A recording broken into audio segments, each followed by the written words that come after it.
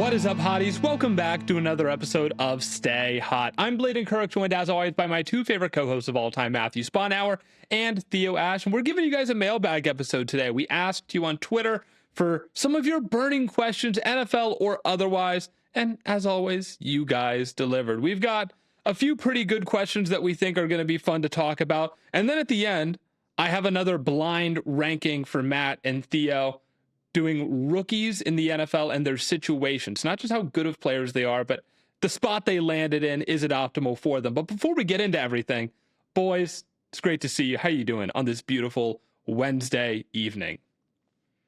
I'm doing well. Don't have too much to report other than there was like a fire or something burned out in the AC in our building, and now everything smells like burned rubber. So that's not good. No, it's not. But I picked up some incense. I picked up some incense at the gem.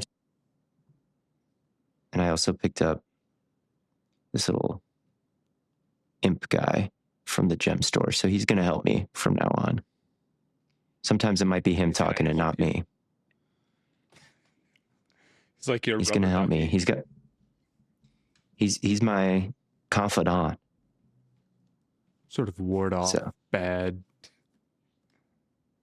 He looks a little evil. He looks like he is a bad spirit, but I figured that if I bought the bad spirit, then he'd be on my side, or he'd be contractually obligated to, do my bidding and maybe cast bad spirits on, I don't know, you guys? I think that's on us. Or just on other people. I'd rather have them with me than against me, basically. Certainly. So I don't know if that logic holds, because isn't it that like evil can't hurt you unless you invite it in, and you literally invited it into your home? I don't think that's true at all. I think that's just vampires. Is that just vampires? Yeah. You could have been inviting evil in this entire time, or maybe you've thought you were safe not inviting it in when you haven't been at all. It's just vampires. Thanks. Well, I also got 2 gems from the gem store. And my thought process there was, I read all the descriptions, right? Because they're supposed to have different healing properties. Yeah. And I just went with the ones that I was already good at. So like one got you in contact with nature. I was like, give me that gem, because I already kind of am. And so then it will always be working. Whereas if I got one that maybe I wasn't so good at, then I would be kind of maybe, I'm not sure how much I buy its power to change my life, but I might be able to buy its power to... The gems, you don't buy their ability to change the type of person you are and your connection to the things around you. No. I have my doubts about it, too. Me too. But I do think that if I get the gems that complement the strengths that I already have, they might be more useful to me. I think gems have the potential to be a very fun placebo effect, where it's not like a little sugar pill, but instead you think you're like drawing your power from a crystal energy, which I like. Plus, the rocks are very cool. That's why I mainly got them, is I was like, this is cool. I saw a gem garden that somebody else had, and I thought that looked cool. So it's like, might as well get them. And you're right that it is a placebo, because if you're about to crash out or get mad or do something, you can look at the gems, and that's just a visual reminder of like, hey, when I bought these, I made a promise to myself to be this or that. So they don't have like mind powers, but if you can perceive them in the room, they could have some sort of effect, because it's like a sticky note or a tattoo, sure, or something reminding you to do something. So I actually more permanent than a sticky note, less permanent than a tattoo. Right. And cooler, like it looks pretty neat. Anyway, that was just how I turned my AC unit, making this room smell terrible, into a W. One of the gym's powers, like, this will connect you with nature, and one of the gyms will make you less stinky. That's what I got the incense for. That's what I got the incense for. I'm turned against all the gym power stuff because of the Moldavite thing with my girlfriend like 4 years ago that I've probably told on this podcast a million times, where I go in and they're like, this is too powerful. You can't have it. So, okay. Yeah. None of that's real, by the way. I pulled up Reddit right then and there and I just started going off. No, but I didn't say anything. I said, okay, yeah, that makes sense. And acted like it was totally normal, of course. Were you at the checkout line, or were you just like looking at it and they said, you're not ready for this, buddy? I was like, yeah, I think this is the one that she wants specifically. And the lady said, like, it's too powerful. Like, a starter cannot have this. I'm like, okay, I'm not going to buy anything then. I did, but I should have been like, all right, fine. I'll take my business elsewhere. I'll take my business elsewhere. I'm ready. What do you know? Maybe I should have pushed back, because I was like, I just wasn't ready for it at all. She blasted me. I wasn't prepared to be like, no, I am powerful enough. I'm worthy. I promise. Do you remember what the stone was like? Is this guy powerful enough for the computer? She checked my power level, man. What was the stone designed to do? Do you remember? I have no idea. It's just powerful. Apparently, it's unlucky, it seems. That's what TikTok told me. So I don't know why my girlfriend at the time wanted one. Really, none of it made sense. Or maybe she wanted me to get it and then hold on to it and have great misfortunes. I think you need to get your hands on some of that, because maybe you've been cursed since that happened. Getting a placebo that...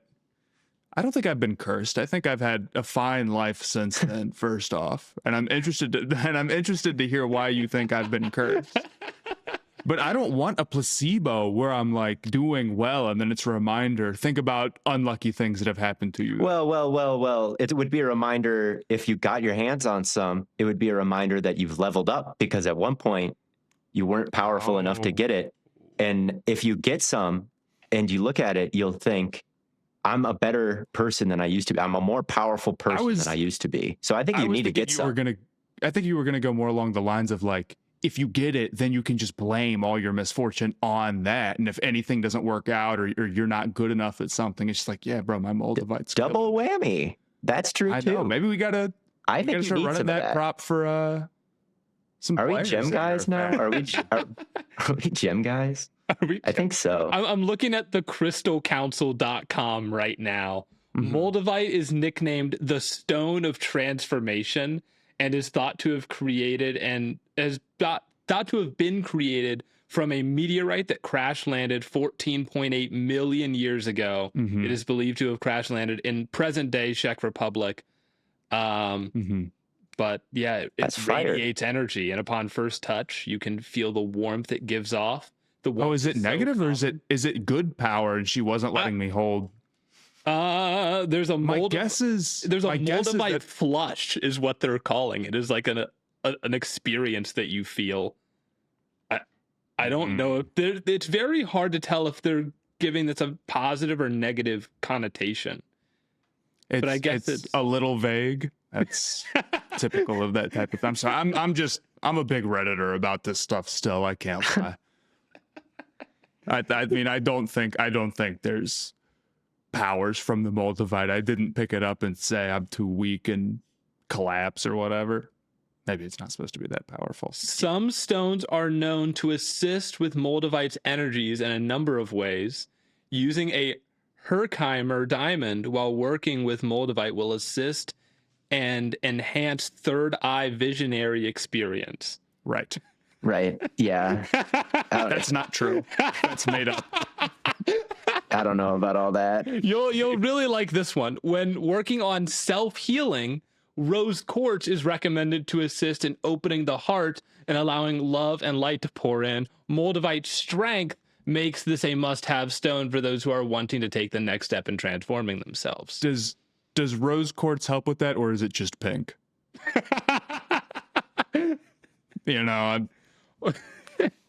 But I look. It might just be pink. It might just be pink. I saw my gym collection the other day when we were cleaning out my old house, and I was getting hype looking at it. Amethyst, very hype, very cool. Amethyst looks sick.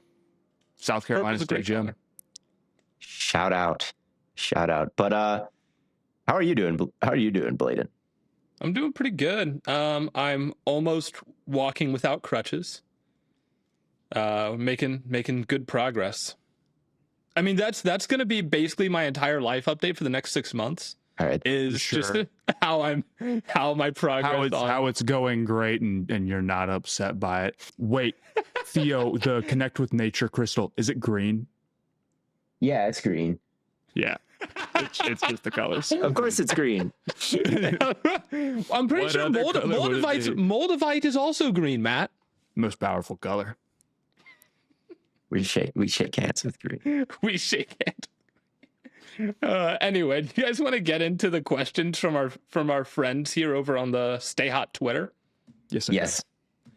Theo, you said you were going to do some research on this one. All right. Oh yeah. This is from our good friend Light, long time Stay Hot listener. Yeah. The GOAT. Light goes way back, all right? If you've been following any of us for a while, you know we've interacted with Light for a number of years. What are your thoughts on how Marvin Harrison's career has gone so far? Marvin Harrison Jr., that is. And do you think he's Hall of Famer? Classic. And do you think he's better than Michael Wilson? I think that's a great question, and I enjoyed turning on some Marvin Harrison Jr. tape after reading it.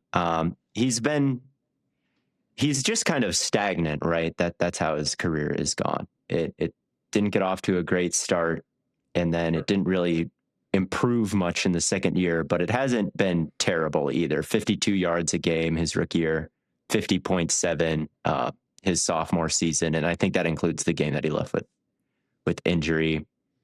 It's not the worst thing in the world to start your career at like 51.5 yards a game over 2 years, but it's also not great. There are some success stories of like top 10 picks who have started this way.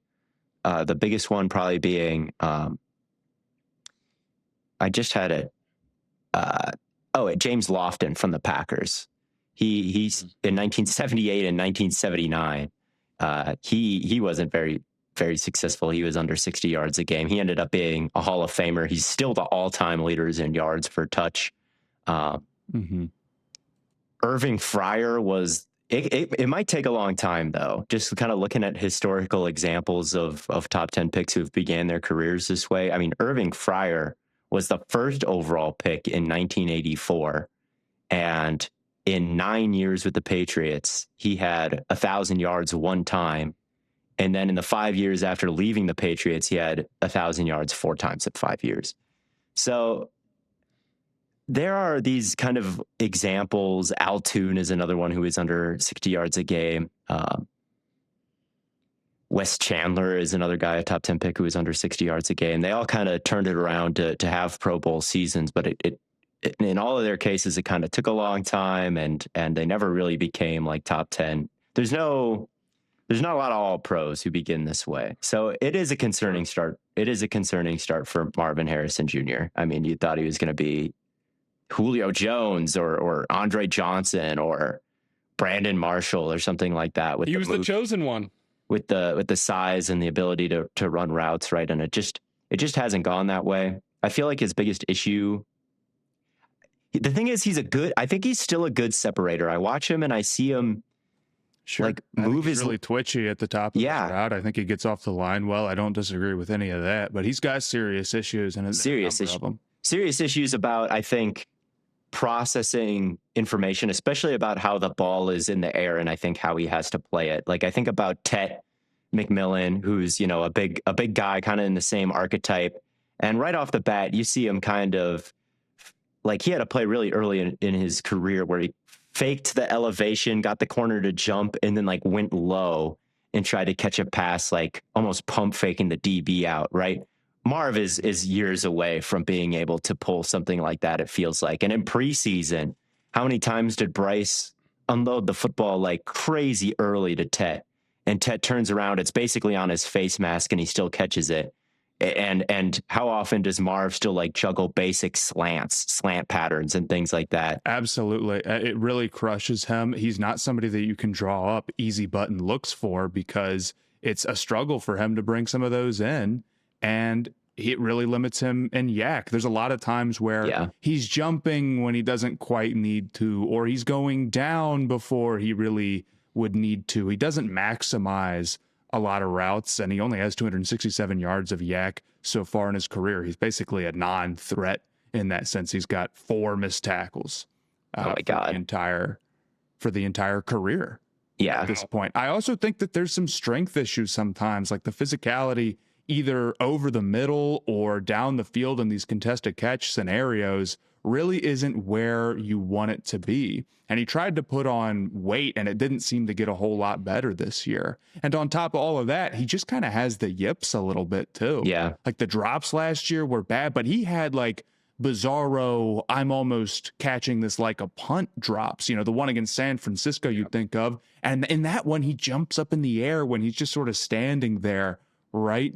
So it's a mix of things. There's clearly like an emotional element to all of this. I think clearly, especially like in the Seahawks game. You saw how that played out. There definitely is. How something like that progresses, how somebody deals with the pressure is almost impossible to project. You're basically guessing, right? I mean, when you're held to such a high standard coming out of college, to not reach that immediately, that does put a lot of pressure. And have your dad be like, one of the 5 or whatever best wide receivers. It's a lot of pressure, and he had this standard he had to uphold, being his son, being an Ohio State receiver, and being like the biggest receiver drafted out of Ohio State at the time is sort of the thought. Now, Jeremiah Smith is sort of taken that over a little bit, but at the time, that's what you're thinking. It's a lot of weight, and he really wasn't that bad as a rookie. He really was pretty good. Like his numbers were fine. If this was almost anybody else, you wouldn't have hit the panic button. Truly. What did he have? Like 900 yards. He was decently efficient.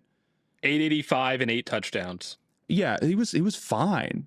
But because he's Marv, it's not acceptable. Calvin Johnson or Julio Jones, they didn't go for 1,000 as a rookie. Nope.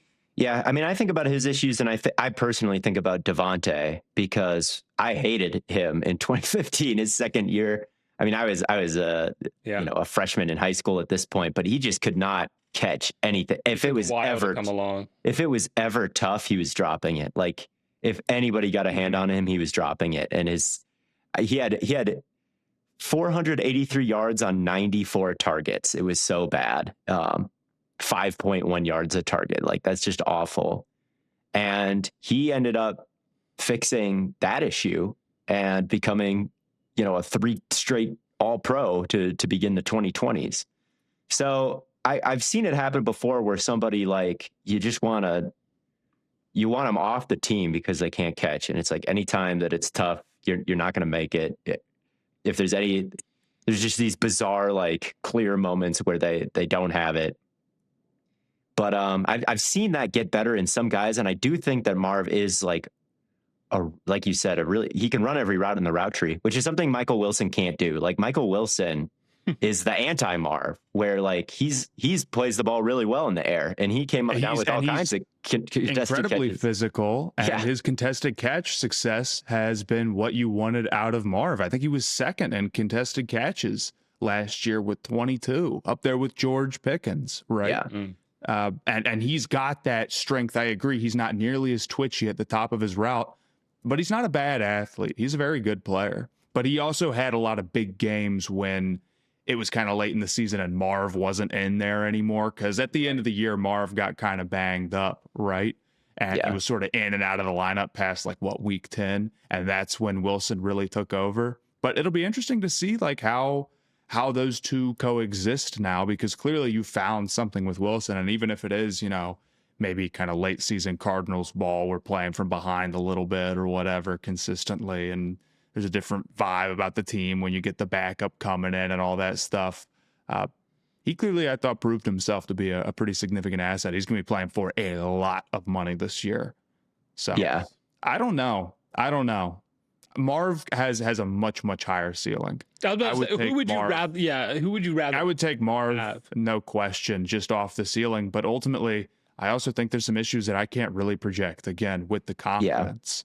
And just like his suddenness sometimes seems to leave him in games. It's very strange and very athletic, but he doesn't I don't know, not enforce himself, but he doesn't like run at top speed. He's not like stressing the defense the way that he could. He's kind of just like not jogging out there. But there's But really jogging out really, there. I mean, sometimes some reps plays it really does feel like he's a ghost on some of these plays, man, and that he's just completely out of it and uninvolved.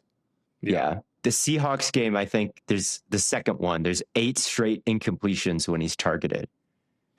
And I remember that. At some point, and not all of them are on him, of course. Some he runs like really good outbreaking routes, like through contact, and the ball is just like super late, and it's way more contested than it should be. Sure, things like that. But like against press coverage, I feel like on some of the plays, I'm like, man, he's really bursty still, and on some, it's like all that burst is gone. So it is like just everything about him is a little bit inconsistent, except for the fact that I don't think he gives much away when he has to break down field. And I think that he's good at kind of twisting his ankles and twisting his legs, like, and sinking his hips and running through those cuts. Like he's nice. He could be a really, really nice route runner. And we've seen him like versus the Titans. And at the end of that Seahawks game, he kind of redeemed himself, right, with some really clutch, big time catches. Mm-hmm. So I do feel like there's still a ceiling there with Marv. I'm not out on him. I do think that he could end up turning it around at some point maybe off the Cardinals because they're so bad. But yeah, with Michael Wilson, I mean, he has an 1,000-yard season, and as a rookie, he was almost at 10 yards per target. He had a crazy explosive catch rate. Like he's kind of been really good down the field as a contested catch artist, and we'll see if he can develop a little bit more. But if you're Arizona, are you trying to field calls for Marv? It's such a low point in his value. Like, am I moving on from him for I'd have to think something was really wrong. Second round pick to sell low right now on a guy that I picked in the top 5. No, I'm not selling low. What you want in a trade is to sell them when they're good. You really do. Like when the Packers got rid of Devontae, like, yeah, it sucks not to have him, but you're getting the first round pick for him. Before, if you're selling, George Pickens off a down year and you're getting a 3rd round pick, like that's not when you want to do it. You want to kind of be the Luka trade in some ways where like you're selling somebody that people want, and it should be kind of like a big deal that they get moved. But if you don't think Marv and the confidence is going to come back, then I would get it for like a 2nd or something. I could understand it, but it would depend on what you and the organization thought and knew about him. That I feel like we just can't. Yeah. So I guess to answer the question, I do still have hope for Marv, but I obviously don't love the way his career has started. Right. And I think Michael Wilson is better right now, but I project Marv to be better in the future. I could agree with that. Yeah, I think that's fair. This next question comes from Justin @_. I always hate when people just throw like random V's and shit in their username. Like I get it, but like King_royalty7, but it's like, yeah, your username is dog shit. Yeah, I hate you. What's the question? If you could add two more teams to the NFL, which cities would you pick? Theo's idea of Mexico City inspired this question. Okay. So I thought about this question. First off, if I could, I wouldn't. I'm going to answer the question too, but I don't think the NFL should expand. What would be the point for it? Like why are we? What, you hate more football? Yeah. Bro hates football. Well, if you could, but what are we trying to accomplish by expanding right now? I look around the league. I don't think there's just too many good quarterbacks. There's too many good tackles. When I look around, I don't know, football on the whole, I see these startup leagues put out quarterbacks who just aren't really good enough to play an entertaining level of football at that professional level. And I think that's largely why they really struggle to catch on. They're not as exciting and wacky as college sports, and they're not as talented as the NFL, and they fall in this weird zone. Now, of course, an NFL team will be different because it'll take backups or whatever, but I just don't think I want to see 2 more quarterbacks and 4 more offensive tackles start. I don't really think there's a need to go to 34, which then becomes kind of a weird number too that you got to work around a little bit, right? I guess I wouldn't really matter. Maybe that 32 much. was considered a weird number when it first happened. Well, 32 is a lot more even because you can just go you can 4 sets of 4 in Right. each conference. Yeah. But yeah, for conference splits, that would become a little bit odd. I guess there isn't like a problem to solve, right? By adding 2 more teams. So yeah, I mean, I'm with you always on the like, let's keep things the way they are with these sports leagues, like back to the BCS for college and everything. There's no reason to expand the playoffs and all that jazz. So I'd be with you on this as well. But then let's say like, oh, the Jacksonville Jaguars and the Cincinnati Bengals have to move. Like, where are you moving to? I would say San Antonio is probably pretty high on the list. Huge market. Texas loves football. The NBA's proved that you can do 1 in 3 major cities in Texas, and it isn't an issue. And then maybe like Toronto would be the other place I think of. Massive market, right? And if you want to start going international, that would be the easiest place to start. Yep. Avoids a lot of the other problems that you would have, like with just travel when you're going to like Europe or whatever. So if you want to start going international, Toronto, they love the Raptors, they're really strong sports fans. Will that carry over to American football? I'm not sure, but I would think about there. You could also do like, I don't know, Portland. That they come to mind. They're a good sports town. Yeah. The obvious one that comes to mind for me is San Diego. That's kind of our Seattle Supersonics. They need the Chargers back. That's what they need. They need the Chargers back, but also, so there's kind of conflicting opinions on this because Chargers fans, San Diego Chargers fans would love if the Chargers went back to San Diego. But a lot of people that live in San Diego, I feel like, would hate that because having a sports stadium in the middle of this very walkable, accessible city can make it more difficult to get around on some days of the week. Now that if you have these NFL games going on and roads are closed, and which like did they make Calcom a sanctuary or something, a bird sanctuary? I don't know, dude. They make it. I'm just saying. I know there would be some resentment. Don't they have an MLB team? I don't know. They do. They do. Okay. Their MLB stadium is quite gorgeous, and it's right in the middle of downtown. Okay. Like you can almost walk. If they can make it work, they can make it work. But couldn't you say that about like any city? Yeah, but it's San Diego. Like San Diego is considered like. San Diego already had one. Right. San Diego's also not like that walkable. It's West Coast. Like the whole West Coast is sprawly and car centric. Like downtown San Diego is extremely walkable. Sure, I mean, but like they're not blowing up the skyscrapers to build the stadium. I get yes. No, they're not. This is a completely insane conclusion to come to, Blaiden. That they can't do it. Look, did you visit downtown San Diego? No, I've never been to. I've never been. I'm just basing my information on what Chargers. They had the Chargers. They did, and people loved it. But people love it the way it is now too. So like, why? But how is this different than any other? Why did they move it away from San Diego? Did it get a lot better when the Chargers went away? The Chargers probably wanted to build a new $8 billion stadium, and the city said no. Well, sure. But that's who would want to pay? No one wants to pay the taxes for the stadium. This is true everywhere. Cleveland doesn't want to pay the Cleveland stadium tax. Yeah, and Cleveland Stadium is on the lake, and that's sick. But it's also, I don't know.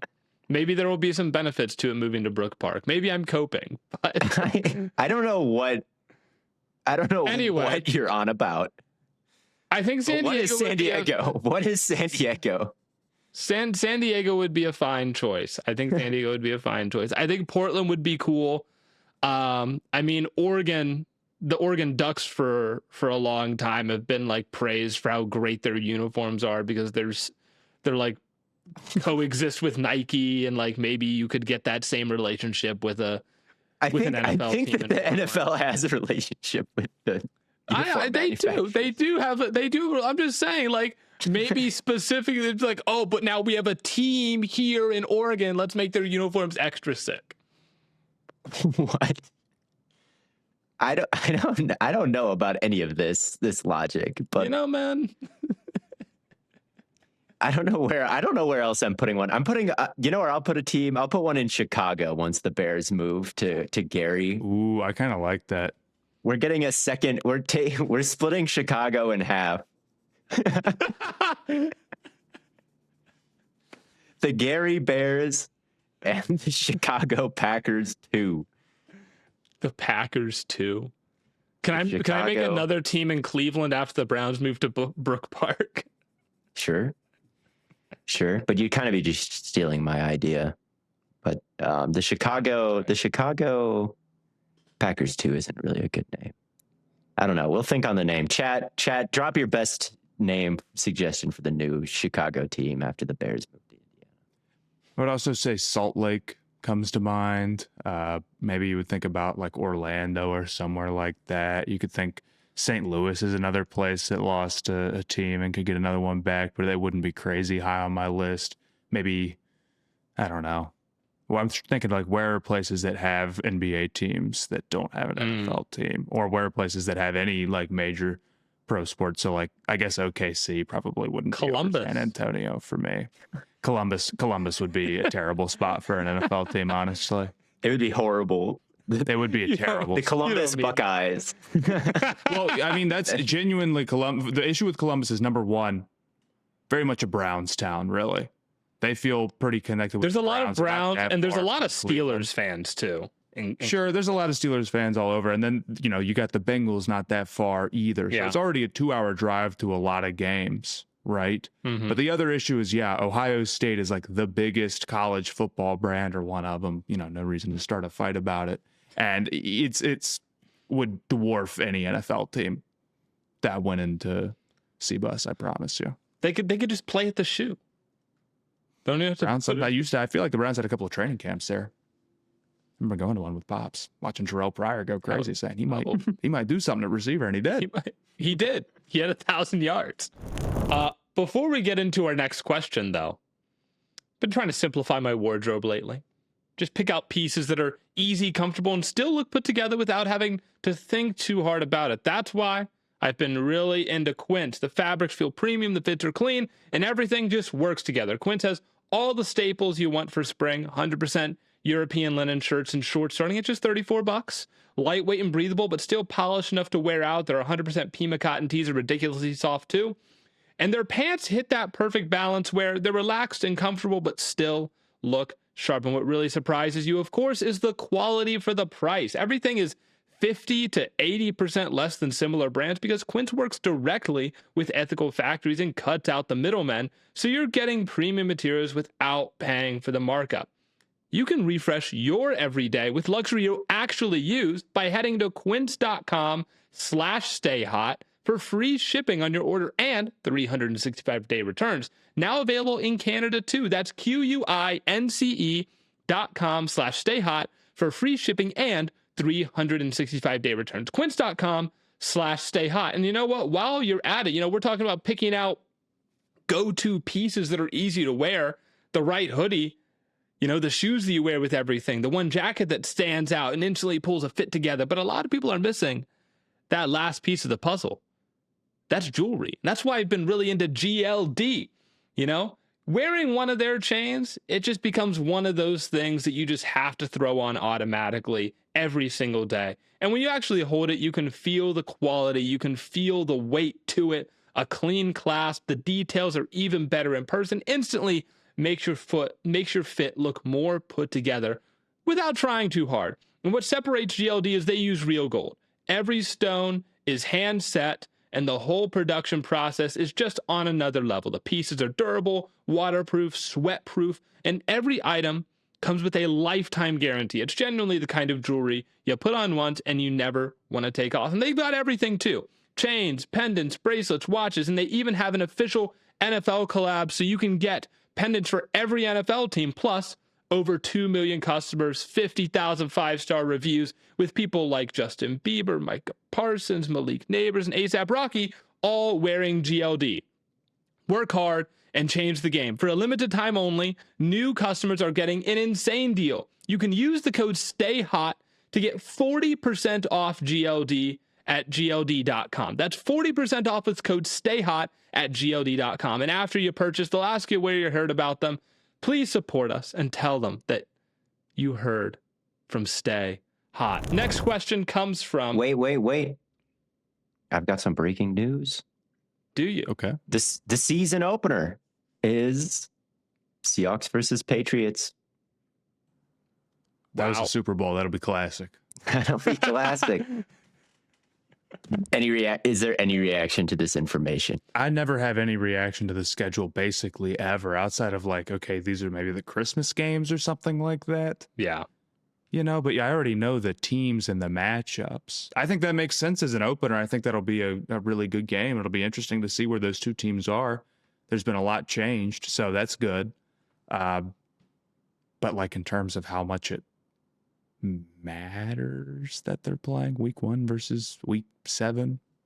I did see the Browns have the easiest strength of schedule in the NFL. That could be good.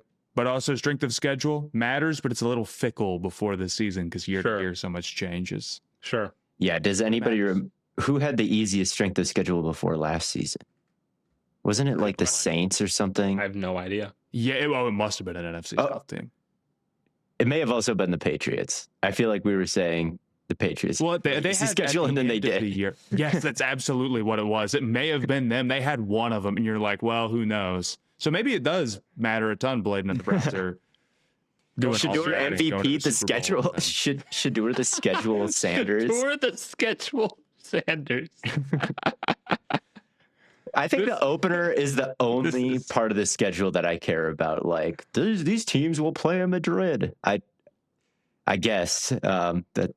I guess now we know. I'm gonna forget about that. The opener better be a good matchup. You know, And I think Patriots Seahawks actually is the best matchup they could have chosen. I'm a little bit surprised that they did it. I thought it was going to be the Bears because the Super Bowl was kind of a snoozer. But I guess with Dobbs and AJ Brown, like you would think that could tilt the field towards the Patriots like pretty significantly if they have like real wide receivers who can win on the outside more than they did last year, especially if one of them is AJ Brown. I know that hasn't gone through yet.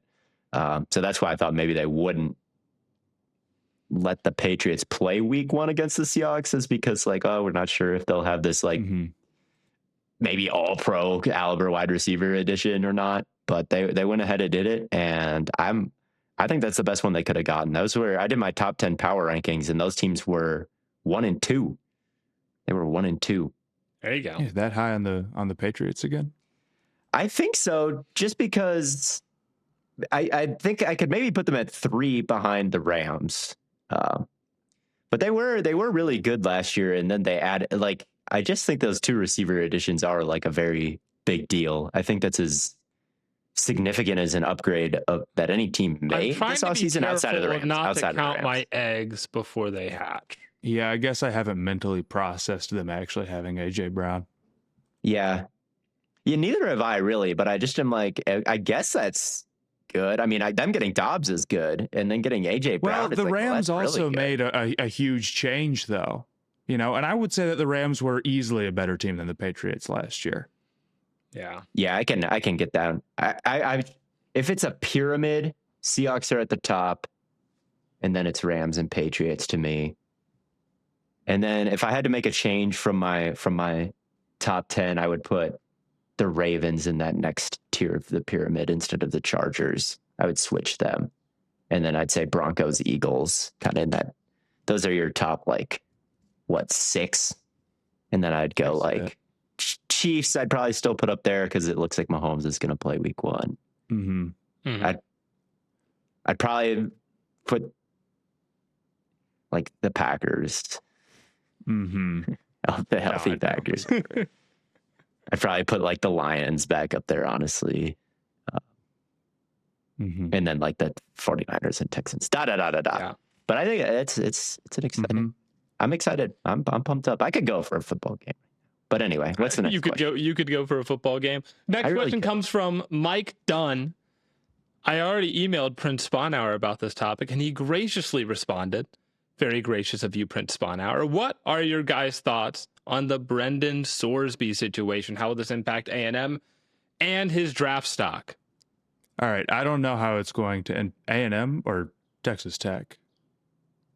He said must be Texas. I'm assuming Texas. Yeah, I assume Texas. Regardless, yeah. I'll be real with you. I don't know about the Texas Tech depth chart enough. I'm not a big enough college football guy to have a super strong take about them right now and how it affects them. It's bad if you are expecting a guy to be your quarterback and you pay him, what, $5 million to do it? And then he's probably not going to be able to play. So I would assume it's negative. And you probably know better than me what their backup QB situation is like. As far as Sorsby himself, really bad to bet on your team as much as he did. And it sounds less like kind of a bad decision that he thought he could get away with and more like a serious problem that he has. But that's very much from the outside looking in. In terms of him as a prospect, if we want to go supplemental draft, he's very toolsy. Not really an alien, but probably about as good as you can be without being in that sort of alien tier. I think he's got a lot of pop on his arm. I think he's very mobile. Not, again, like a top-tier threat, but he's also more than just capable. He clearly has, like, make-you-miss ability, and when he decisively takes off, teams have to sell out to stop it. And he's got good size on top of that with, like, power in his game, too. Now, how much of his rushing is him being willing to take hits and how much you'd have to dial that back at the NFL level? It's a fair question to ask, but I think he's overall pretty good as a rusher. And he does a great job avoiding sacks, right? I think that's a big reason why Cincinnati was good. 6% pressure to sack rate is really important. But my concerns with him are this. First off, I think the sack avoidance is a little bit more play style than it is skill when it comes to dealing with pressure. Sometimes he makes big plays. Sometimes he bails out of a very healthy pocket or he doesn't see anything he likes. And the Cincinnati offensive line was very good last year. So he can sort of just drift away. I think his accuracy is pretty so-so. He's one of those guys where it's a mechanics thing, and there's some throws where it's on the money, and then he's got the big way off ones where it sails far over a dude's head that you just can't have happen at the NFL level. He sees the field decently, but in particular with his deep ball, I think the decision-making and the accuracy come together to be a real problem. He both has a tendency to leave deep balls unbelievably short and to test one-on-one matchups that aren't really there. So there were a lot of times where, it's like, okay, ball snapped. You're watching on the broadcast first, right? Because that's what I'm watching you see. And you see that he's testing it. So the throw downfield, and then the camera pans. Guy doesn't have a step at all, completely pressed to the sideline. Ball isn't even anywhere close to where he could be anyway. And it's coming in like too hot or something like that. The amount of times that they lost it down doing that shit was unbelievable. And then on top of that, like even his regular downfield throws, like from the pocket or not like things that he's alerting into, some of them are good. Some of them are okay and the receiver runs under it. And some of them are like horrible underthrows to the point where you can't even do the underthrow cheese. Like I'm going to get pass interference. Right. And again, I watched like all of his games broadcast. And I think on broadcast, those type of throws make you madder than anything else because of the camera pan. Because you're like, he's going deep. Let's see, like this could be awesome. And then it's the worst thing that could happen to the team. It's the turnover, right? Yeah. So I was always very frustrated by that. And then we talked about a couple of months ago how Pro Football Focus still gives him a deep blue grade. And I want to go back and watch all of his deep ball attempts and see maybe I'm crazy and overestimating it. But you can probably think if you watched the Nebraska game really early in the season on like a Thursday night, so it had a lot of people tapped into it. The final throw that ended up costing him the game, that was just like sort of a nonsensical deep ball that was like nowhere even close. He really does have a tendency to do that. I think his tools make him a very valuable player. I think the sack avoidance is important, even if it is a little bit more play style than anything. But the deep ball decision-making and the overall accuracy need a lot of work. And Cincinnati's offense also had a lot of easy stuff drawn up into it at times. Their screen game could get real creative. And overall, they were a very talented offense around him. multiple receivers that are getting real NFL looks and multiple really nice running backs and an offensive line that held up well. So I would say third round pick. That's where most people have had him. I was like, could I talk myself into a 2? Yeah. I could see it because again, like I don't think he's a significantly, I don't want to say he's really similar to Aller, but I like him for the same reasons I like Aller in spite of the issues that he has. But I think on some level, Sorsby does kind of have that burger gene where he just throws some really ugly ones, man. And if he played at a place like Penn State and was hyped up for years and years, would people be just as frustrated at him for those type of mistakes? Like if he finished his final year at Texas Tech, because he was going into it. Tech obviously has really big expectations. Like they made the playoffs last year. They were super good. And $5 million, that's all you hear about is how much money in the NIL he got. Well, that translates to, buddy, you can't do the Nebraska throw. It's okay when it's Satterfield and he's like, if I win 7 games and I'll lose my job. Not okay when you're trying to improve from a playoff season. Right. So if there was a team that did a second, I could understand, but especially considering like the gambling thing might just be a real issue and you really can't have that, it would be tough for me to be that team. I'd stick at a third, but there's several teams that are running around with quarterback rooms that don't have as interesting of a player as Sorsby. So if they said like, we don't want to go a year without really taking a shot on a QB, it's just bad practice and we don't have a franchise guy, bring in Sorsby, we'll see what we can do. I would get down with that. Yeah, I see because I'm kind of with you on the second feels too high because of the gambling stuff. But if the Browns were to do that, I would. But then you defend it immediately. I would talk myself into it like instantly. I totally see where you're coming from. Like I'm the same way. It would be very easy to talk yourself into it, but he does have serious accuracy issues and the comp for him, he's like a Bo Nix, I think with a little bit better tools. I don't think Nix is as dynamic of a rusher as he is. Nix is a good rusher, but he's not quite as dynamic as Sorsby, but with significantly worse deep ball throws. I don't think he's got that down the sideline stuff that Nix had at Oregon. Worse than Boverthrow is tough. Mo pick. He does remind me of Bo. He does remind me of Bo in what little I've seen. Stylistically, he's very much like Bo. And there's merit to that. There's good things about that. Again, like with Bo, the sack avoidance really matters. It makes a big deal or makes a big difference. Yeah. He's very fluid. That's my main take with Sorsby is like this guy running between the tackles, scrambling, like it just is so natural to him. He can just squeeze himself through tight gaps around blockers, and it's very natural. Like he gets down around that like 10 to 15 yard line, and he takes off like he's getting in the end zone. That's what I like about Sorsby. Right. And he's got that kind of elastic arm that throw on the move. Like he is toolsy in that way, and that's what I think of with Nix too. Like he's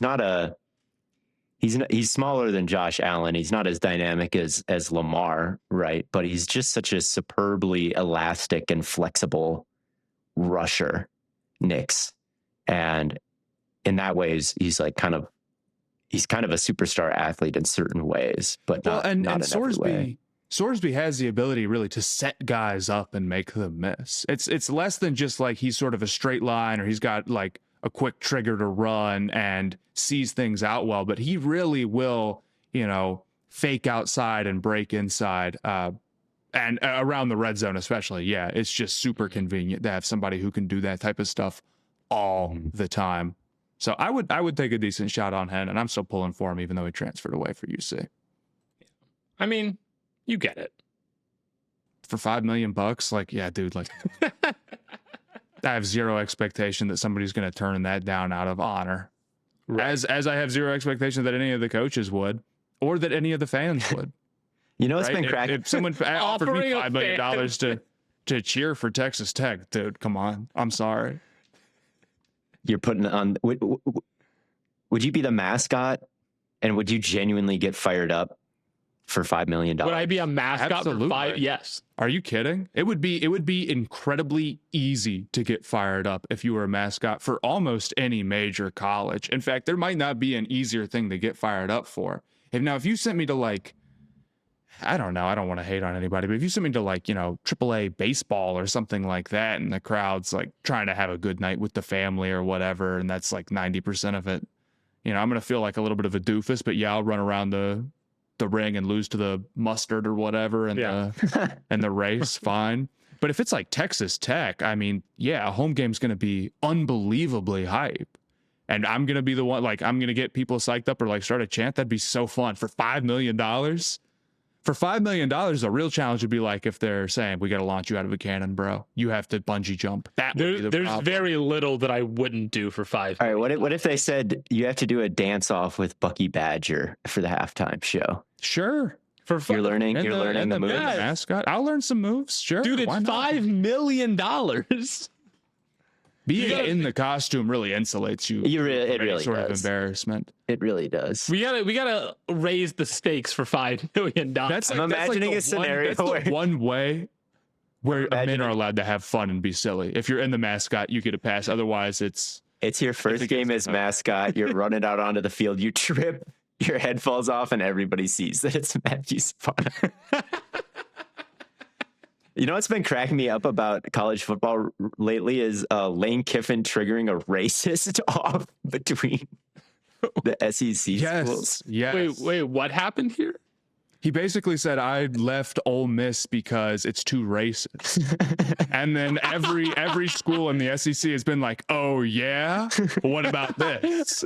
And then you get pictures of like, here's Florida wearing a Confederate flag when they went to go play Penn State during segregation, or like, here's, I don't know, Arkansas or some shit waving Confederate flags. And you'd be like, what year was this taken? They'll be like, 2017. I'm like, how did I not see about this? I shouldn't have been on like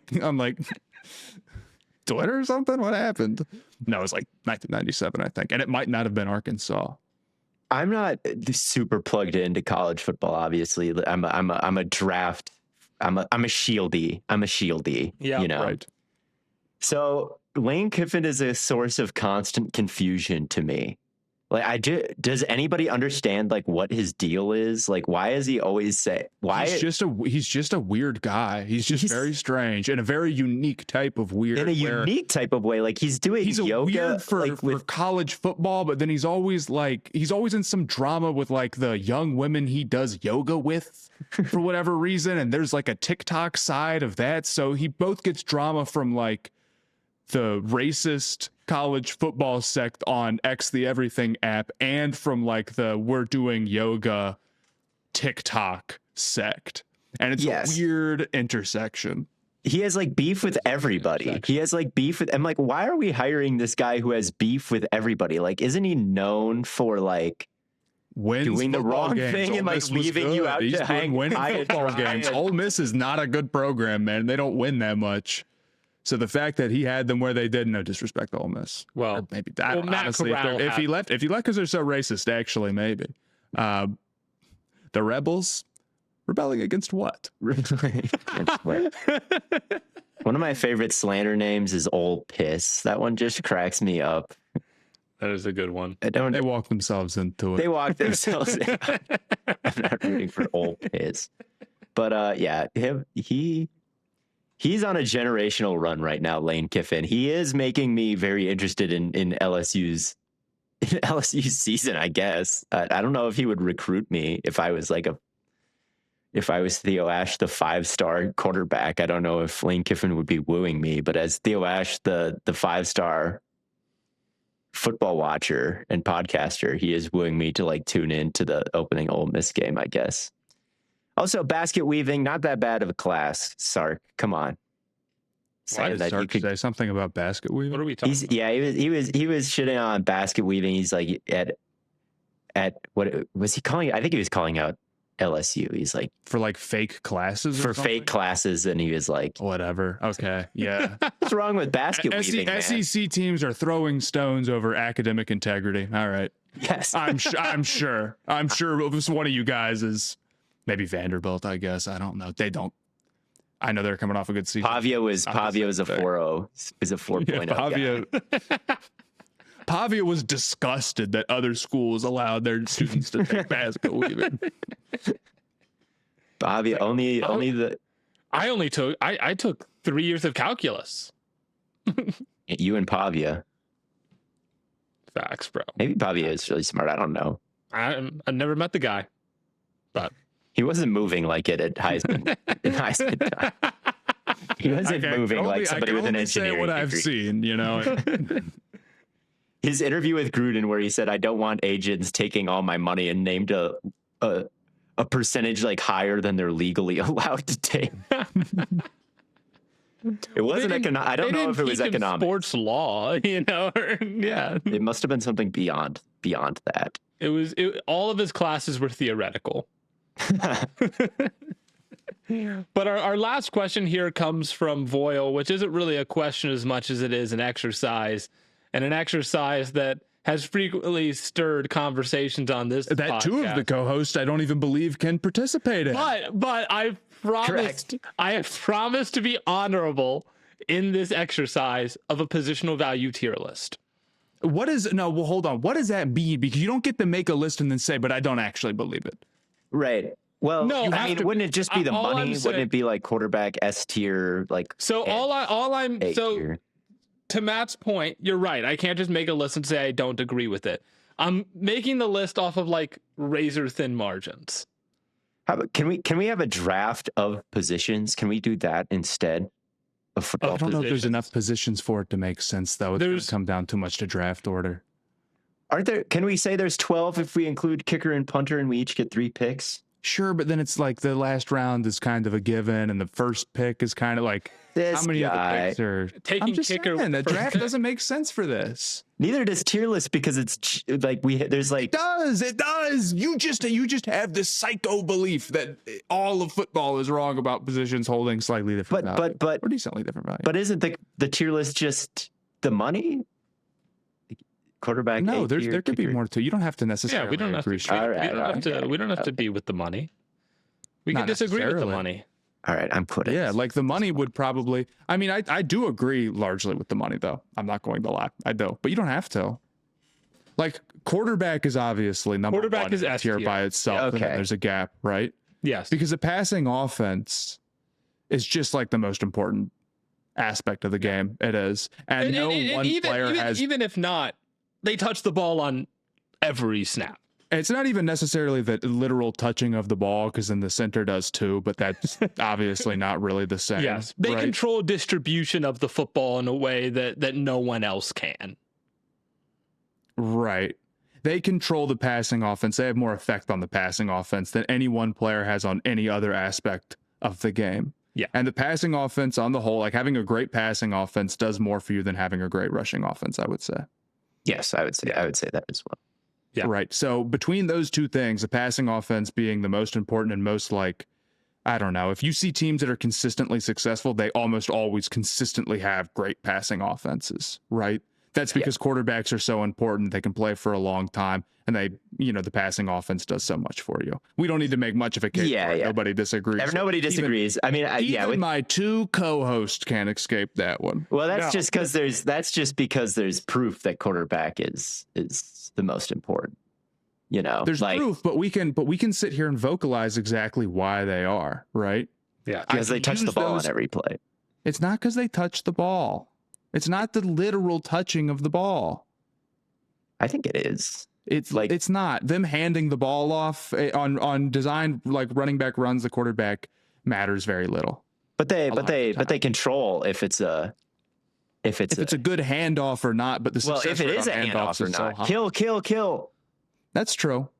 So that's why they're the most valuable. The only thing I would say with the handoff stuff is like being able to have a handoff, like an actual run play, look the same as a play action. A lot of times, like the quarterback has. I'm not saying that they don't matter at all. I know, but no, they're not. Every other player is also super important. And if you're just handing the ball off and then kind of standing out of the way, which is what a lot of quarterbacks do, and don't say like, well, what about if they're they're taking a guy with them. It's like, yes, they're rushing quarterback. Yes, I know. Well, yeah. Then the offensive linemen, you know what they're doing? They're blocking. They're trying to block big guys. They're doing something way more important than whatever Tom Brady was doing at 42 years old. Yes. While he was in the MVP race, I promise. Quarterback is definitely not doing much on handoffs, and that's kind of the great equalizer of why it's not, completely overpowered. Right. Look, I just think they have a big effect on the passing offense. They do. I also think then the next two most valuable positions, which the NFL has correctly assessed, are guys that also affect the passing offense in a major way and do more to see defensive or offensive help to steal an extra player than I think anybody else. And that's edge rushers and wide receivers in that order. But corners, where do corners affect the game more? Pass offense or run offense or defense? I would say passing offense, corners do. So are they an A tier as well? No, I would have them in the next tier.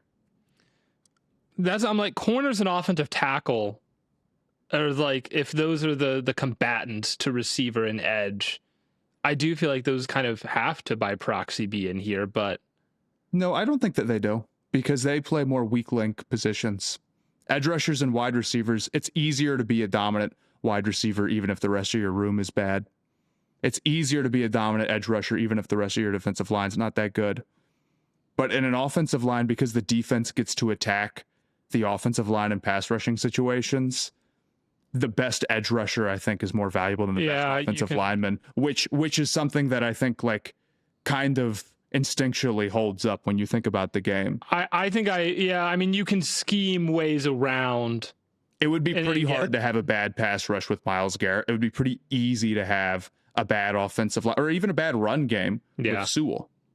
Right? I mean, the Niners have been kind of this way with Trent Williams, right, where their offensive line hasn't quite been up to snuff, even though they have one of the best guys out there. But I mean, the offense is attacking the edges. Like, the offense is always the one attacking everybody. Like, yeah, but that's the offense. That's the offense as a whole, not just everybody's attacking everybody. I guess that's not great wording.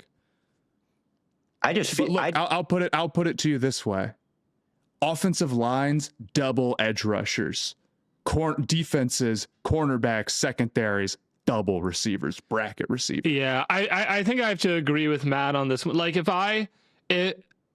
Myles Garrett can line up anywhere on the defensive front, right? Like, if you drafted Joe Alt specifically to be like the Garrett stopper or the Will Anderson stopper, and then he just lines up in the opposite B gap, right? Like, it's a huge advantage. Defenses double wide receivers until it's one-on-one, and then they can double the quarterback. Right, if you have a great corner, you're not bracketing. I think corner might be closer. That's why they're very valuable positions. I think there's a better case to be made for corner than tackle for A tier, definitely. Just because. Well, see, I'll say part of the money math that plays into offensive tackle being so expensive. It's more than just how valuable these guys are. It's the scarcity of it can really affect that. Yeah. Offensive tackle is probably the most physically demanding position in football. It definitely is, to be that big and to move crazy. Yeah. I mean, I wonder, I've been thinking, is it in all of professional sports? It's really tough to compare to the NBA. Like, what is the physical state? Like, how do you compare that to just being 7 feet tall? Well, being an NBA center is pretty ridiculous. But I don't know. It's really, really tough. It's really also tough. Don't have to take on possibly, another 300-pound man. The NBA just doesn't categorize that same way like the NFL does, position by position. It's much looser. It is. You also need 2 tackles, right? So that you need 2 tackles. Corner, it's so deep. Corner, at least, if you have a Pat Surtain, it allows you to scheme things a little bit differently, where you can have one guy completely locked down, or you can follow a guy the whole game and bracket the rest. And so that would be my case to put corner up here in A tier is that it gives you that flexibility. I just don't think a dominant corner is the same as having a dominant edge. I just don't think there's somebody who you obviously any player you can change your game plan around. Right. We could say that for linebackers. There's two positions that you like truly literally double, and it's wide receiver and it's edge. And I think that like so much of the offense's ultimate goal, I don't know, maybe it's not even just the offense, but just in general, you're trying to like steal gaps. You're trying to force a team to put a bunch of guys in the box and then throw over the top. You're trying to stretch out a defense as much as possible in any sport, and specifically with football, right? I think the players who can individually do that the best are edge rushers and receivers. And I think that's partly because when a receiver makes like his big dominant play, a lot of the times, it's going to be an explosive that literally leads to points, or an edge rusher who can, their big dominant play is like oftentimes a sack, which will literally lead to, like a drive incredibly likely to end, right? Now, I guess how do you compare that to just straight up turnovers? Because anyone can get an interception or force a fumble or whatever. Again, like I'm being probably a little bit too specific with things that are a lot more, not vague, but there's a lot of wiggle room with all of this, right? Yeah.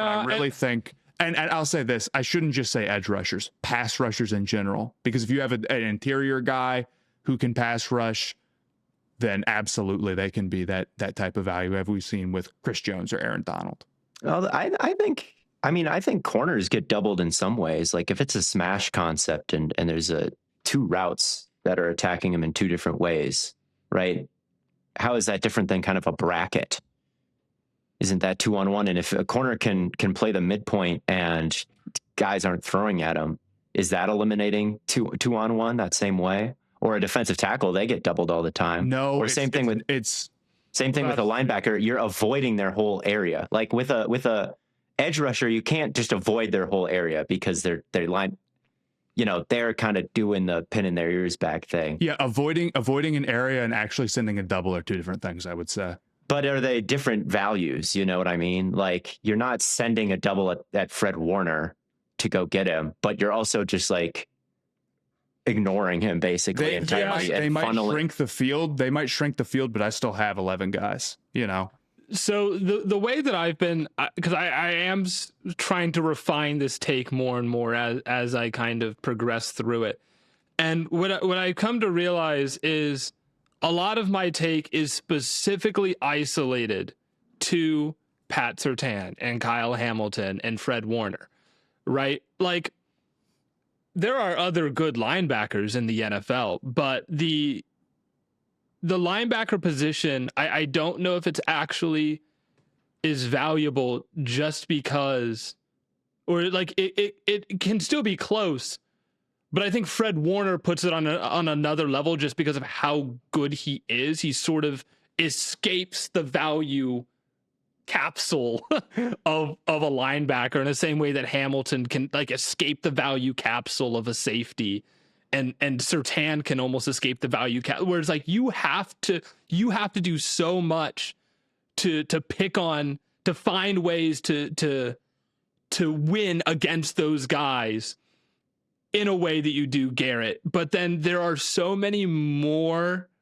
edge rushers that are really going to create just as they're not going to get 23 sack seasons, but like a Brian Burns is still ridiculously valuable, right? Because he's still, I don't know. Like I do think there is some level of, there are more edge rushers and there are more receivers. And I think Matt's right with like, there is a level of, because it is so much easier to create that kind of production, it does sort of increase the value a little bit. I don't know. But then is that increasing the value, or is that just the supply and demand of the position? It could just be a supply and demand thing, right? And like it definitely is. But like, I guess my whole problem with how you argue this is like, you are acting like all positions being equal is the neutral opinion, and it must be proven otherwise. There is no neutral opinion.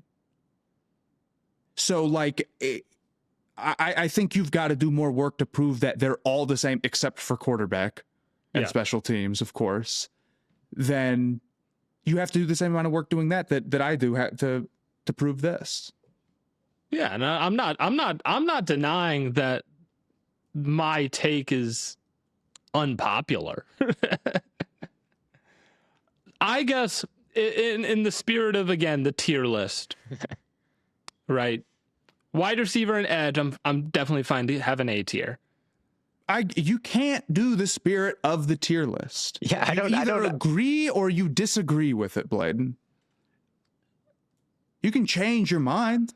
I'm not. I'm just trying to. Okay, well then if you're not, so you think that the positions are equal, but you can still do the tier list. No, I'm not saying that they're.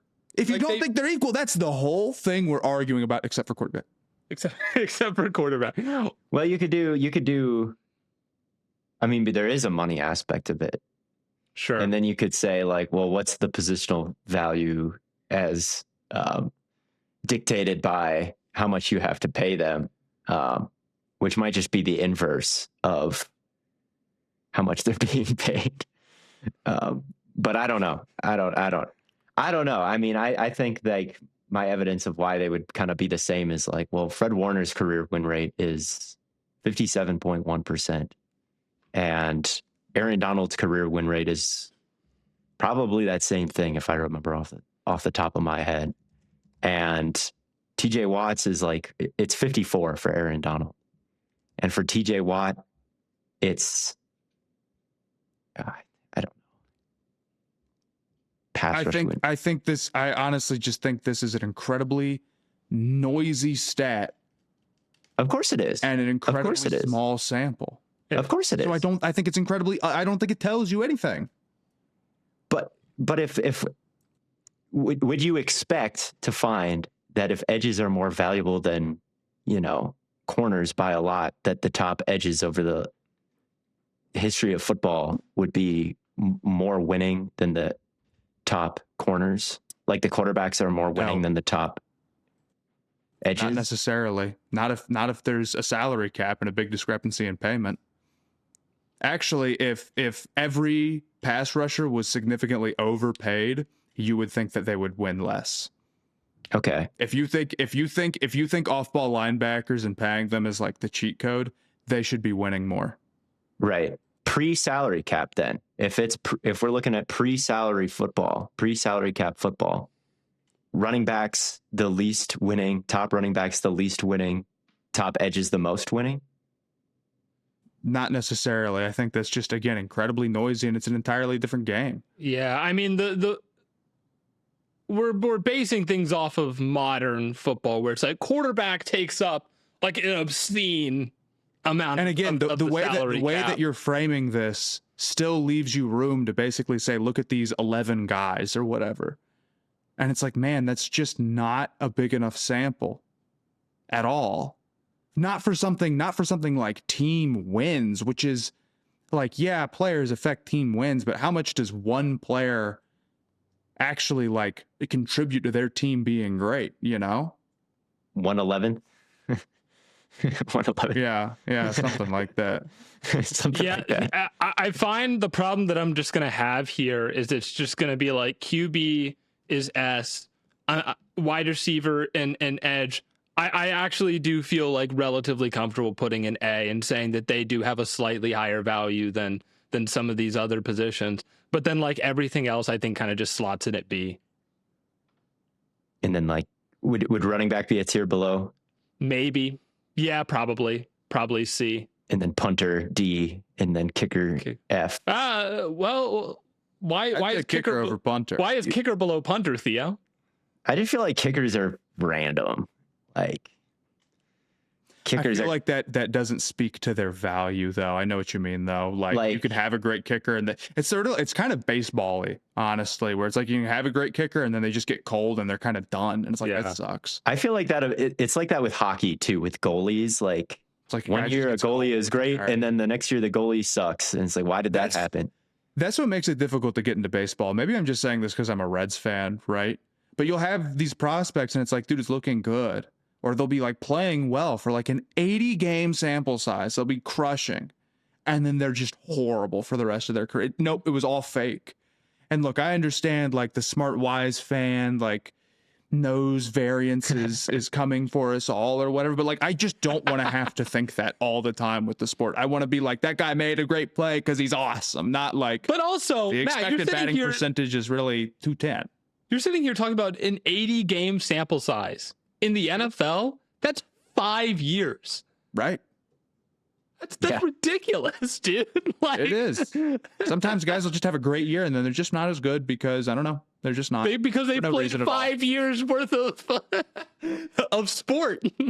A friend of mine who works in football analytics was talking in the group chat one time, like, man, I could never do hockey. I don't know hockey people do it because their most important player by far in positional value is the goalie, but they have kicker variance. Like, what do you even do? And that would make you lose your mind, you know? It'd be like if the quarterback was just Jameis Winston all the time. So I don't know who's more valuable between kicker and punter. I would like to know. It's kicker. It's kicker. They're putting the dang point. The kickers blow the game, man, or they win the game with the big kick. Yeah, no, punters. Honestly, like, yeah, punter is at the bottom here. I mean, there's so much that's out of their control. Like, yes, they like have to do the good punt, but if the line just lets someone through, they're just fucked. Like, that's true with kickers. That's true with quarterbacks. That's true with everybody. Yeah, but like, I feel like the repercussions of a blocked punt are so much more severe than any other special teams blunder. I've seen some sick ass punters do like behind the back, deke out. Yeah. And they what? Instead of getting a blocked punt that's returned for a touchdown, they lose 8 yards. Yeah, it's like, all right, dude. I don't know. That's just a sack on 4th down at that point. Which, like, I mean, does the accumulation of field position over the course of the year matter more than the kick, like the extra point and field? Cool. Field position's cool. I don't know. Like, the Seahawks punter may have been the MVP of the Super Bowl. He was pinning them within the like 10-yard line every time. This is the same argument. There is no argument. I'm just saying I don't know. Your argument is kicker is more valuable because I feel like they put the ball in the basket. No. Yes. You have been arguing. We've spent at least 90 minutes on this podcast arguing. Your position has been that they're equal. And now it's like, well, I don't know. And then every time I'm like, here's what I think, you're like, what is it? But is it? That's the question. That's the question. Yes. Kicker is more valuable than punter because kickers make the big kicks. That's not a reason. That's not actually totally is. It's amazing. It's amazing how much of a point that is. How many points have punters scored in all of NFL history? How many points have edge rushers scored in all of NFL history? I would guess more than punters. Yeah, that's probably true. Probably. But that's not a reason.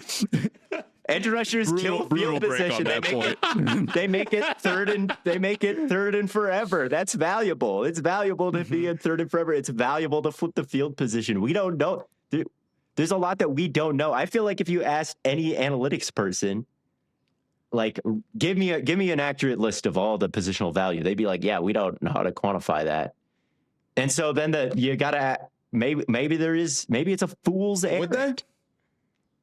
I think they would. I don't think they know. Would they though? I'm not sure. Would they? I mean, when I brought up PFF who tried, you didn't like their answer. You were like, "Well, edge can't be that low." That's true. Yeah, exactly. Edge can't be that low. But this entire opinion is based off of a PFF article that got it wrong 6 years ago. Your entire opinion is just like I think it's right. It's based off of so much more than what you're going off of. Yes, come on. It's based off of largely like how the NFL sees the value of the positions. But that's changed in the last 10 years drastically. It used to be all different. Sure, like in 2011, and now it's quarterback, edge. Did they get it? What changed? What made it? What were they working off of? Well, for some of it, it's like the way that the sport works changes, and like people got too light, and then it's like, okay, I want to get big, and And interior offensive linemen are now decided to be a little bit more valuable. But I'll take that over. It's like, well, we'll never really truly know. We'll never know. So they're all equal. I've got my nuance cap. I've got my nuance cap. Yes, it's exactly it. You're just like, but can't a nickel do something great too? It's like, sure. A nickel, honestly, the nickel is probably less valuable because they're on the field less. Because if you switch from nickel to base, and that's like a choice that you get to make, nickel gets taken off. And whereas outside corner is on the field all the time, center is on the field all the time. So when people put their thinking cap on and say like, well, nickel's actually really, really valuable, it's like, is it actually the most valuable? Because you can take a nickel off the field in a different personnel, and you can never take free safety off the. Well, I guess you could, but like you could, yeah. I mean, you can rotate and. You're never taking left tackle off the field in a different personnel. How about that? You're never taking. I do think it would be interesting to like look at the average snap percentage of each player's or each position's like top player. It's gonna be 100% for almost all of them, brother. It's gonna be. I don't think it. Well, and running back and like the entire defensive line.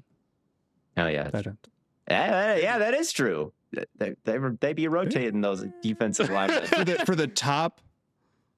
Garrett does not play 100% of snaps. They're on the field. Does not play anything else that anyone could argue, I've got nuance for. It's just how much you're on the dang field. Why is the punter not that important? He's hardly on the field. Purely speculation. But then here's the issue that creates. It's like, how can we trust anything? Because now, if your new opinion is just like snap percentage, except for quarterback, then we've now created an older version of Theo Ash, who was, I guess, from your perspective, wrong about positional value, saying that they're all equal. And then I could point to and say like, but do we really know? Because in 2026, Theo Ash said that they were all the same, and clearly he doesn't back that anymore. So who are we to say? And you'd be right, because we don't know. You'd be right.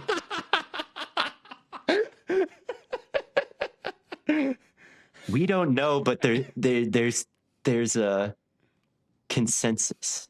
That's an inefficiency. It's an inefficiency. Is there any way that we could? And so your opinion actually is, especially with the PFF point, it's impossible to know. Theo, what if we? It's a fool's errand to try. It's a fool's errand to try. No, but I mean, there will always be a PFF article from 2020. PFF when they try to rank all the positional value and shit, our methods of measurement are too coarse-grained for that, buddy. We're asking Grok. We're asking Grok knows. Grok knows. Look, I've got one more thing that I want to hit before we get out here. But first, May is Mental Health Awareness Month. And I think one of the biggest things, it's actually about checking in with yourself. It's actually about crystals. No, it's not. It's about checking in with yourself, and instead of just saying that you're going to. Everyone talks about mental health, but actually taking that first step to find support can feel way harder than it actually should be. That's why I want to shout out our good friends over at Rula. A lot of online therapy options still don't accept insurance, so people end up paying crazy out-of-pocket costs or just putting it off entirely. But Rula partners with over 120 insurance plans, and patients typically pay around $15 per session when using insurance. That's real therapy from licensed professionals at a price that feels reasonable. Again, I pay way more than that for my physical therapy. So it seems like a good deal from my perspective. What's cool about Rula is that they help match you with a therapist who actually fits what you need. They work with a network of over 23,000 therapists and psychiatrists nationwide, and appointments can be made as soon as tomorrow. They also support you throughout the process, from finding the right provider to helping you track your progress over time. And honestly, that's the important part. Mental health is one of those things that's really easy to push aside when life gets busy, but taking care of yourself matters just as much as anything else. This Mental Health Awareness Month, don't just think about your mental health, actually take the step to take care of it. Visit Rula.com/stayhot to get started. That's RULA.com/stayhot. You deserve mental health care that works with you, not against your budget. Again, that is Rula.com/stayhot. stay hot. And you know what? While you're doing that, you can also think about oh, I don't know, MLB season's rolling, NBA and NHL playoffs are going crazy. NFL schedule is dropping today as you're listening to this episode. Tons of concerts and events, festivals coming up. And that's why you should also check out our good friends over at SeatGeek. A huge shout out. With over 35 million downloads, SeatGeek is the #1 rated ticketing app.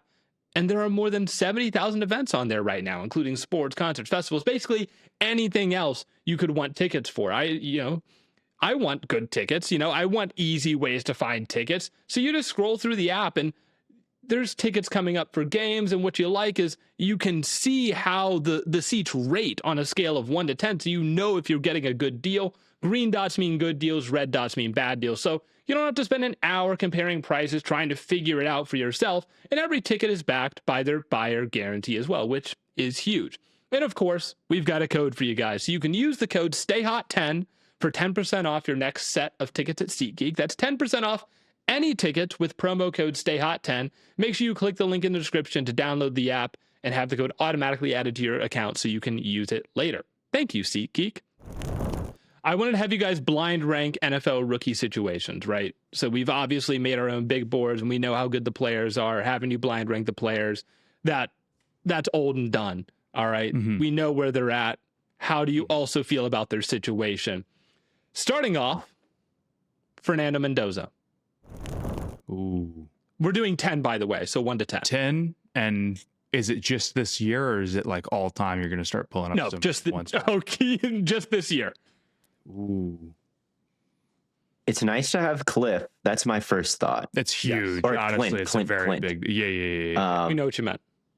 Because Carr was on pace for such a great year, and then Darnold wins the Super Bowl, and now Mendoza with him seems like he could be a little bit of a quarterback whisperer, but the wide receiver position is just so bad. But he has Bowers, but the offensive line and Linderbaum, they've got some stars kind of already in place. But I agree, my long-term outlook for this situation and maybe this year are kind of two different things. Sure. Maybe it's smack dab in the middle. Yeah, I'm thinking maybe even. All right, we can put it 5. Let's just put it at 5. Yeah, 5. Okay, yeah, I like that placement. That was one that I feel like is a good tone setter because it can kind of get all over the place here. We'll go Vega Ione next. What makes, I think it's a good situation because Henry can juke somebody out, or Lamar can juke somebody out if he messes up. He has a chance to win early. I guess when I think about a guard, I think maybe about also the defensive tackles that he has to face. Dex, Mason Graham, and Cam Hayward. It's a tough division. It's a lot of tough matchups. I don't know. We'll probably also have to face against Garrett at some point. I don't feel strongly about this situation either. It's fine. Sure. It's probably a good situation because he's got a good backfield behind him. It's probably 2 or 3. When you put it really? 3. Wow, I thought this one was going to go below Mendoza. No, it's a better off. It's really just a better offense that he's entering, right? But I just don't know if offensive linemen are as situationally dependent. Sure. As they often impact the situation. You don't know. Yeah. Yeah. Yeah. No, I don't know either. Does it matter that he's not next to Linderbaum or I don't know. He's in a great situation because he's replacing Falele, so everybody's going to give him grace. Right. Sometimes I think about situations like A, how likely are they to win the starting job? And then B, how likely are they to be good in that starting role? So I feel like Vega's fine to put it 3. Kenyon Sadiq for the Jets. Oh, Frank Reich. He's got Frank Reich and Gino and the Jets scheming up touches for him. He's also got, and there's another tight end in the room that they spent big on already, and Taylor, obviously he's been spent more, but there's another dude like that. I don't know. I don't think it's a very favorable situation at all. Yeah. No, I don't think so either. I'll put it at like maybe 10. Are we going to get a worse one? Maybe. It's seeming like we definitely will, considering Blaiden's reaction, but he's also like, no way you think Vegas' situation is good. And it's like, okay, I'm not saying that it's not good. I just thought that you guys would put it lower than Mendoza. What real thing am I supposed to point to for Vega and say this is what really could screw him up early on? Well, it wasn't. I guess my thought was that Mendoza might get put a little bit higher than 5. And I guess like, this thing Vega would have been like a very middle of the road 5 or 6.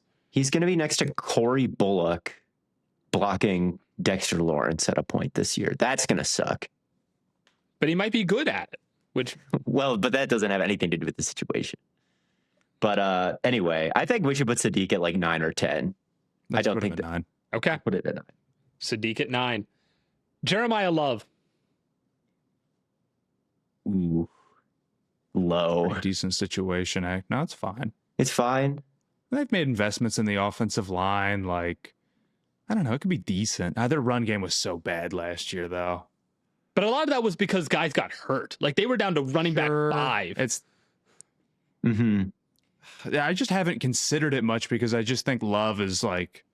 He's a beast. Good. I think he's great himself. The thing is that like a lot of the times with quarterback or receiver or something like that, or a handful of positions, the situation really matters for public perception on them. Whereas I think there's some positions where they can be in a bad situation for team success, but like nobody's going to sit here and say, people really aren't that low on Ashton Genty right now, right? I feel the same way about Love. Mm-hmm. Yeah, I think I like the LaFleur hire. You know, I think that's pretty good. I think this is not great, but it's decent. I think I'd put it below Mendoza, the Mendoza line. I could agree. Okay. Right at 6. I might advocate for it for 7. I just 7. Okay. 7. Leave us a little bit more wiggle room. And so let's throw his teammate in there, Jadarian Price, or his ex-teammate, I guess. He should be in The a situation is so far. I mean, what are we allowed to take into account here? Is it just for personal production? He got drafted the Super Bowl champ like psychotically high because they very, very much need him to be just a sweet runner. Yeah. They just need to go. They just need his rushing talent straight up. They need it so bad. That's awesome.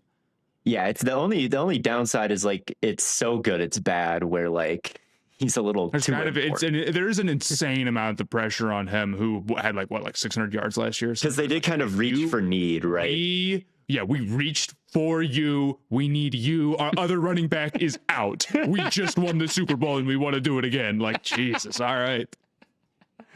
Their line isn't also like they don't have like a money ass line either. Like the best situation for a runner would be like, we're behind 2014 Dallas and you're going to be DeMarco Murray like that one year. Maybe I'll put it at 2. 2? Yeah, I agree. It's just, I mean, if you're priced, you got to be feeling sweet about the landing spot, That's man. what I'm saying. Right. I mean, you would be like, let's go. Plus, I feel like there's a chance that we get like, is there anything wrong with like a Ruben Baines situation? Like, not really. There's not really anything wrong with that. He was right. So I think there's still a chance where there's a 1 spot for us. Maybe. Makai Lemon. I mean, the only issue is I think it's a bad situation for him personally, for personal production. I think it's a good situation if you want to be on a good organization, on a winning organization. Mm-hmm.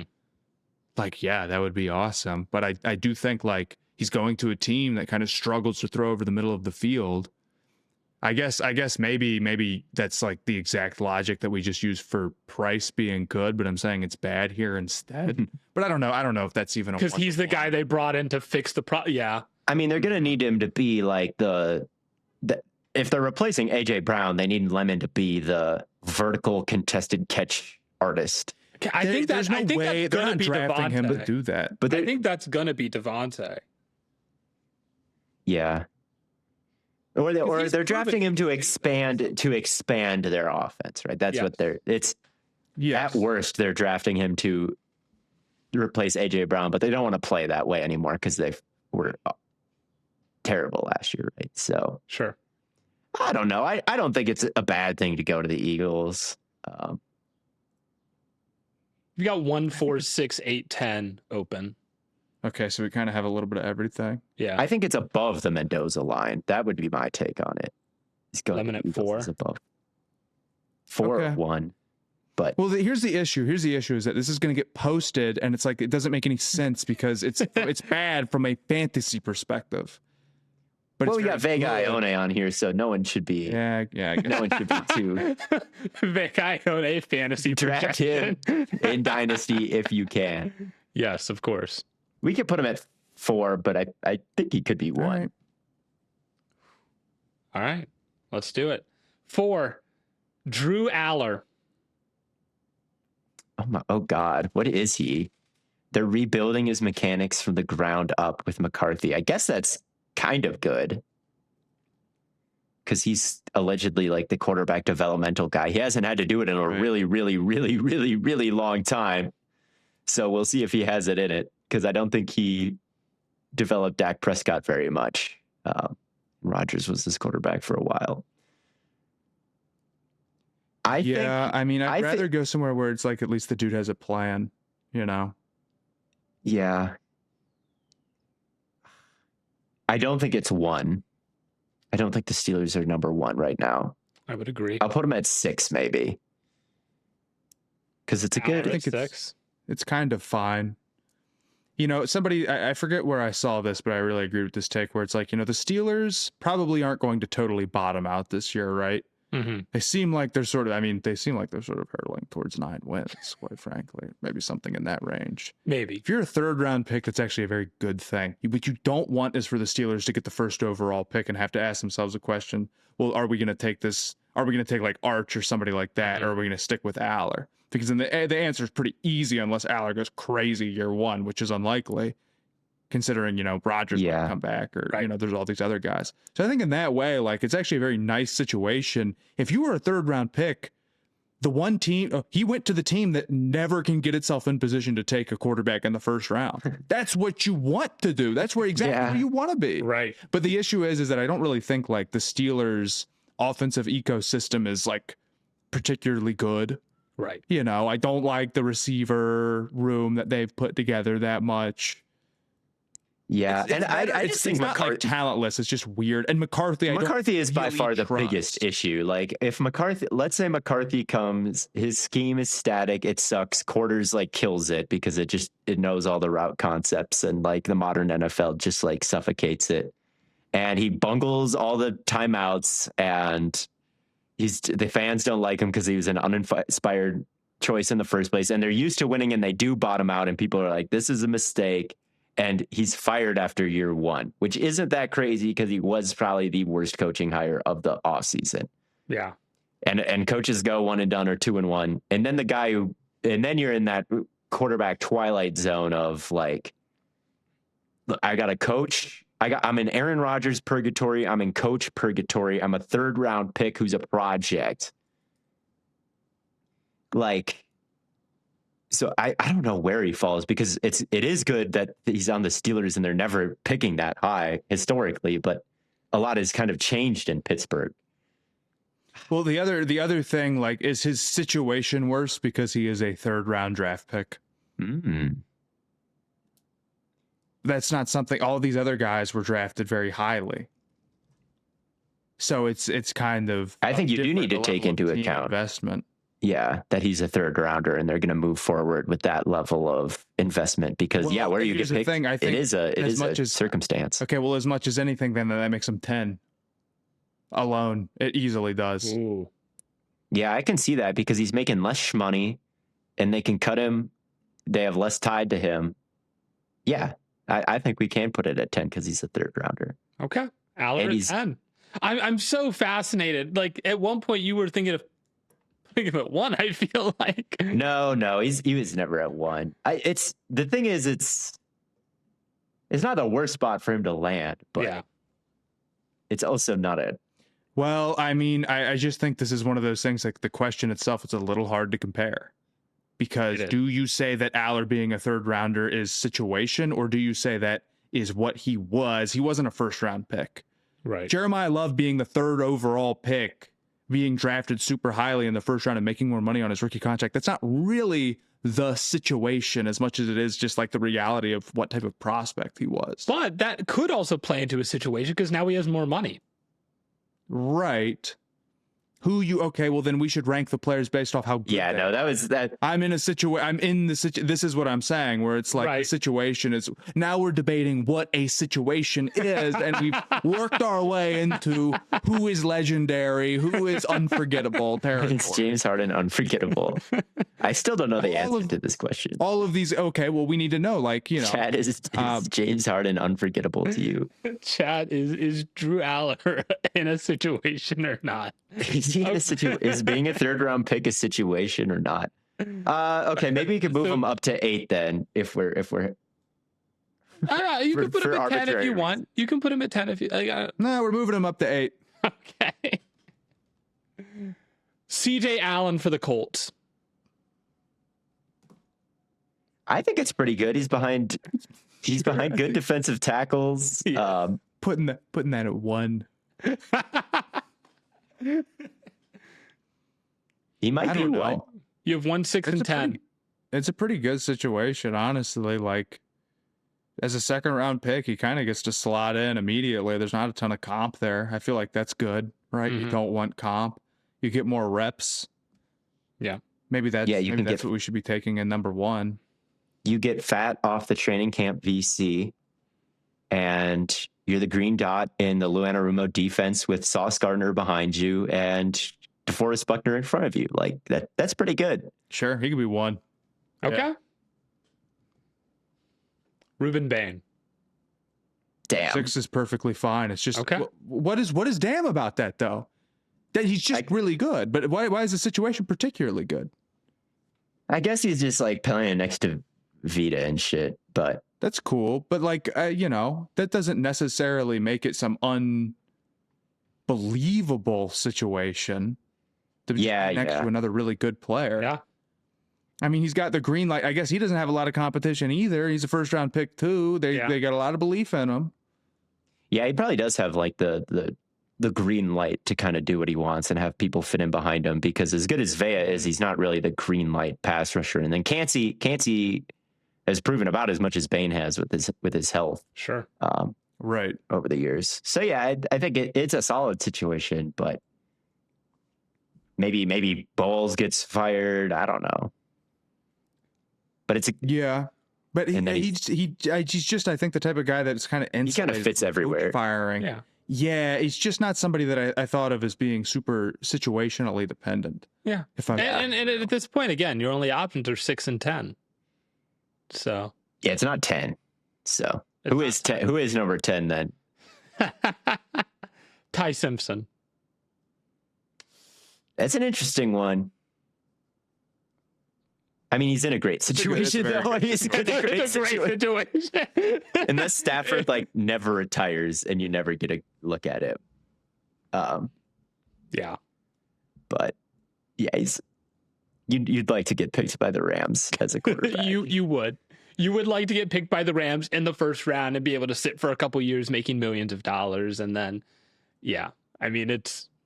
and then you get to learn behind one of the best quarterbacks of this generation and go on to potentially be the starter of the future. But anyway, that was I thought really outside of Simpson coming in at the bottom, pretty good. I thought it was a very difficult list to do.